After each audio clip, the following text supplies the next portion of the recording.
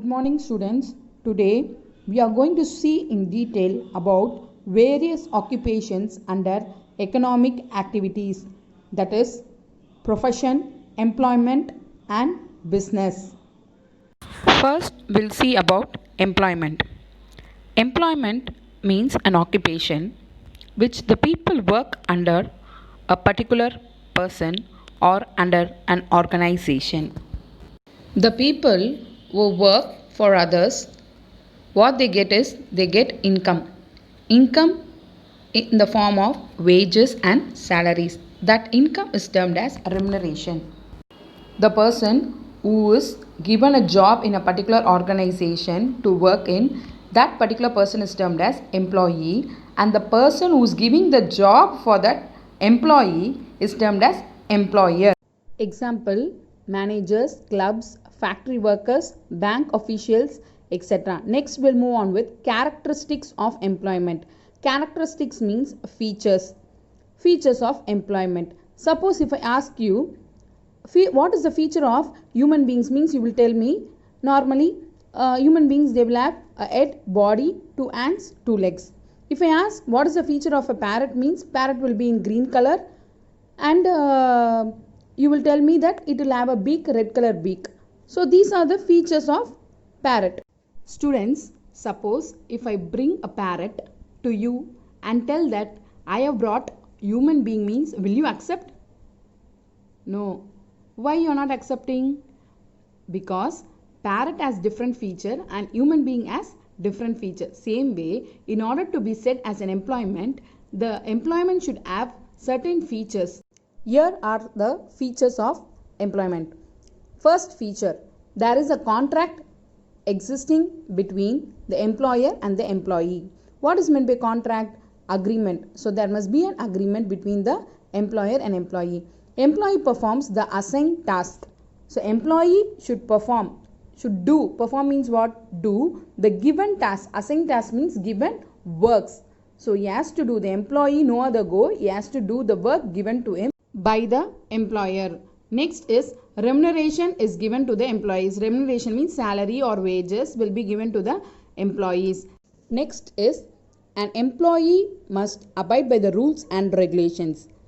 It means an employee who is working there under the employer should abide by the rules. Abide means what? Obey the rules and regulations prescribed by the employer. Here is a picture, students, to show you the employer and employee relationship. The lady is the employee here, and the person who is sitting opposite to her is an employer. Here he is assigning certain job to his employee. Next is profession. Profession is a work involves doing something. So profession are those occupations which involve rendering a personal services of a special nature. Special nature means certain special skills. Students, personal services means that a special training taken by the person to provide personal services. It is a career of someone who is competent in their respective areas. So career means what? Job. So it is a job for someone who is competent in their respective areas. Competent means ability or skill. So they have their own ability and skill in their own specific field which they have chosen. It also includes professional activities which are subject to certain guidelines by professional bodies. Example: doctors, teachers, etc. Next we'll move on with characteristics of profession. The first characteristic is there should be a systematic body of knowledge. Systematic body of knowledge means the study of skills in that particular field. Next is there should be a formal acquisition of knowledge by the members. Formal means they have to study in a formal institution and they have to gain that knowledge of that particular field. Next one is service motive should be uppermost in the minds of the people rendering professional service. So service motive must be the first motive. Then only comes the earning motive for them. Students, keep this in mind, and here is the picture of different professionals. Take a look of it. They do their own profession. Next, we shall move on with third economic activity, that is business. As already you know, business refers to any human activity undertaken on a regular basis with the object of earning profit. So, business is done regularly without any gap. Next, we shall move on with definition of business. Students, there are three definitions. So, let me explain one by one. The first definition, business may be defined as an activity involving regular production or purchase of goods and services for sale, transfer and exchange with an object of earning profit. So, it is an work carried on regularly. So, it may be as production or even may be said as purchase of goods in order to make sale or in order to transfer the product which is produced in order for earning profit or with the motive of earning profit. Next definition is James Stephenson definition. It is a very simple and easy definition. Business refers to economic activities performed for earning profits. Economic activities are the activities done with the motive of earning money alone. So it is an activity performed for earning only profits. Next definition is according to H. Anne definition. Business may be defined as a human activity directed towards producing or acquiring wealth through buying and selling of goods. It is the activity, work which is carried by human only with the motive of producing and earning wealth through buying and selling of goods. Next, we'll move on with classification of business. Business activities are classified on the basis of size, ownership and function as you are seeing in this picture. So, on the basis of size, it is again divided into two, small scale business and large scale business. And on the basis of ownership, it is divided into three, public sector, private sector and joint sector. On the basis of functions, it is divided into two, industry and commerce, trade or commerce. Next, we'll move on with explanation of these three classifications. First one, activities on the basis of size. On the basis of size, already you saw that is been divided into two, small scale and large scale. First one, small scale. Small scale units, they require only less capital because it will be in small size. So, capital required for starting such units will be less. They employ small number of workers.